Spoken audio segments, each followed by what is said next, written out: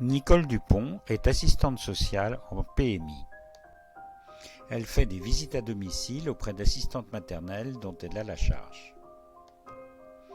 Aujourd'hui, elle rend visite à Sylvie Mathieu. Sylvie a un agrément pour 2 enfants, mais pour le moment, elle n'a qu'un enfant de 10 mois. L'assistante sociale arrive aujourd'hui de façon non prévue. Bonjour Madame Mathieu, je consacre mon après-midi à des visites non prévenues et je passe chez vous parce que je vous ai pas vu depuis plus de 6 mois. Oui, ça tombe vraiment mal, hein. L'enfant est grognon aujourd'hui, il est très enrhumé et je viens juste d'arriver à l'endormir.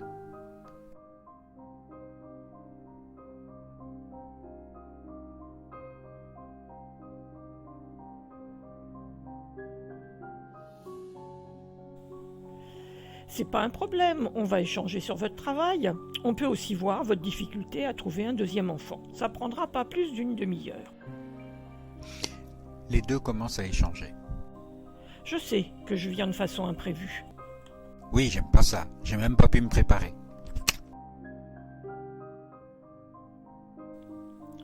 Je sais que je prends le risque de ne pas avoir l'enfant, mais comme c'est la première fois que vous êtes au chômage partiel, c'est bien aussi qu'on a un temps pour en parler toutes les deux.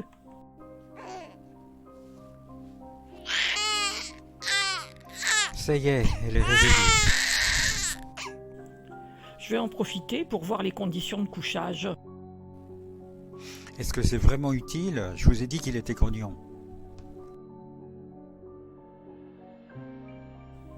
On en avait parlé que le lit parapluie, c'est pas adapté, il faut le changer pour un lit en bois. Mais c'est pas interdit. J'ai une amie qui accueille 3 enfants et son assistant social ne lui a jamais rien dit.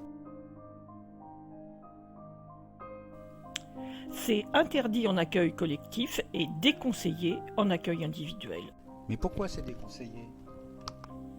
C'est interdit en crèche familiale, il y a bien une raison. Il y a des risques d'accident. En plus, vous avez rajouté un matelas, l'enfant risque de se coincer dessous, il faut uniquement un matelas vendu avec le lit. J'ai rajouté un matelas, c'est parce que les parents le demandent.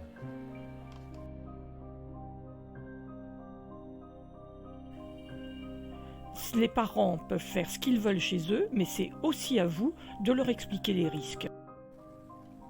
Oui, mais bon, si j'enlève le matelas, il n'y a pas de risque. Bon, et puis enfin tout ça c'est une mode, c'est comme coucher les enfants sur le dos ou sur le ventre, ça n'arrête pas de changer.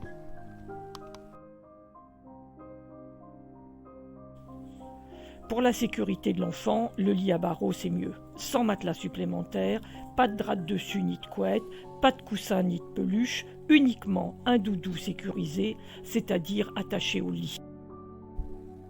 Un lit en bois ça prend trop de place. Le soir quand les enfants arrivent, vous avez vu la chambre? Et puis le mien il est encore en bon état, je ne vais pas dépenser encore de l'argent pour en racheter un.